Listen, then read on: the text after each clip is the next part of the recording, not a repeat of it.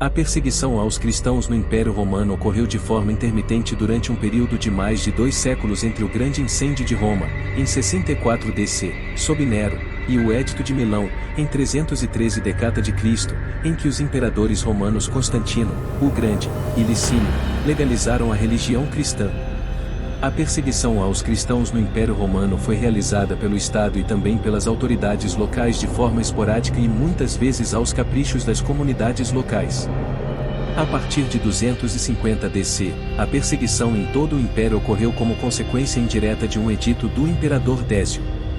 Este decreto esteve em vigor por 18 meses, período durante o qual alguns cristãos foram mortos enquanto outros apostataram para escapar da execução. Essas perseguições influenciaram fortemente o desenvolvimento do cristianismo, moldando a teologia cristã e a estrutura da Igreja.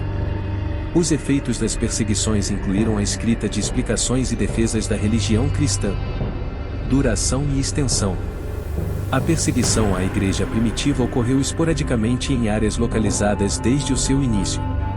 A primeira perseguição aos cristãos organizada pelo governo romano ocorreu sob o imperador Nero, em 64 d.C., após o Grande Incêndio de Roma. O Edito de Tolerância foi emitido em 311 d.C. pelo imperador romano Galério, encerrando oficialmente a perseguição diocleciana ao cristianismo no Oriente. Com a passagem em 313 d.C. do Decreto de Milão, cessou a perseguição de cristãos pelo Estado romano. O número total de cristãos que perderam a vida por causa dessas perseguições é incontáveis desconhecido, e embora o historiador da Igreja primitiva Eusébio, cujas obras são a única fonte para muitos desses eventos, fale de grandes multidões só terem perecido. Não houve perseguição aos cristãos por todo o Império até o reinado de Décio no século III. Os governadores provinciais tinham muita discrição pessoal em suas jurisdições e podiam escolher como lidar com os incidentes locais de perseguição e violência da multidão contra os cristãos. Durante a maior parte dos primeiros 300 anos da história cristã, os cristãos foram capazes de viver em paz, praticar suas profissões e subir a posições de responsabilidade. Somente por aproximadamente 10 dos primeiros 300 anos da história da Igreja os cristãos foram executados devido a ordens de um imperador romano. As tentativas de estimar os números envolvidos são inevitavelmente baseadas em fontes inadequadas, mas um historiador das perseguições estima os números gerais também adotado por escritores posteriori. Nos 300 anos desde a crucificação de Cristo até a conversão do imperador Constantino, os imperadores romanos politeístas iniciaram não mais do que 4 perseguições gerais aos cristãos. Os administradores e governadores locais incitaram sua própria violência anticristã.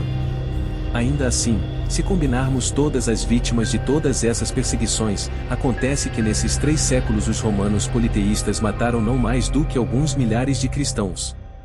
Razões. Causas sociais e religiosas.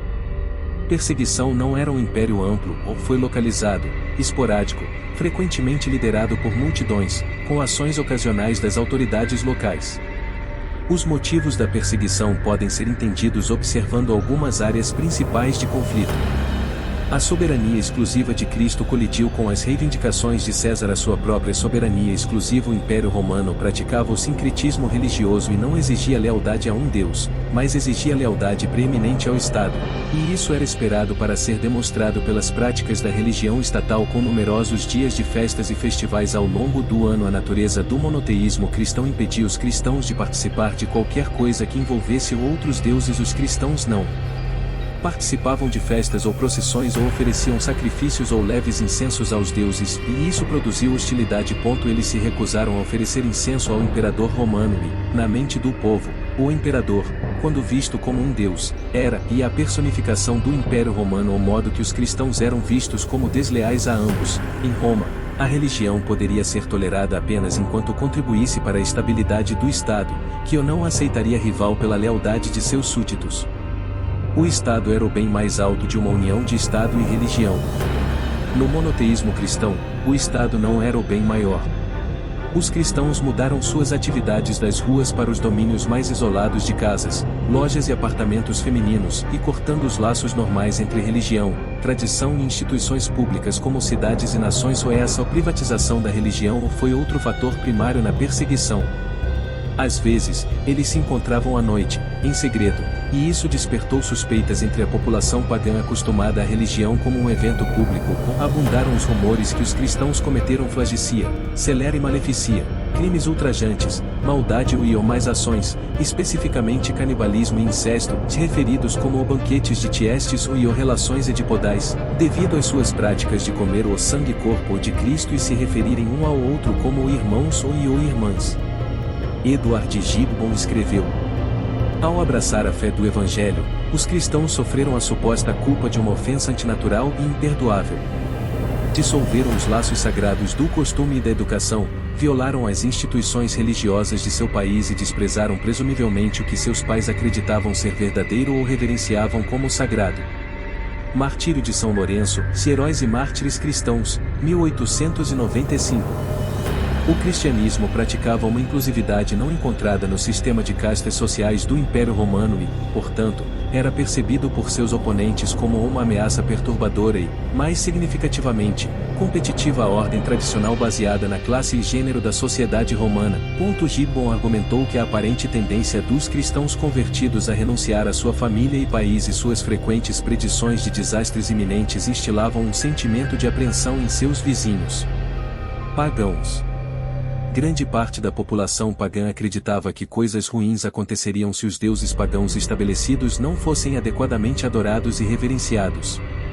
No final do século II, o apologista cristão Tertuliano reclamou da percepção generalizada de que os cristãos eram a fonte de todos os desastres trazidos pelos deuses contra a raça humana. Eles acham que os cristãos são a causa de todos os desastres públicos, de todas as aflições com as quais as pessoas são visitadas. Se o rio Tibre subir tão alto quanto as muralhas da cidade, se o rio Nilo não derramar suas águas sobre os campos, se o céu não der chuva, se houver um terremoto, se houver fome ou pestilência, imediatamente o grito é o fora com os cristãos para os leões.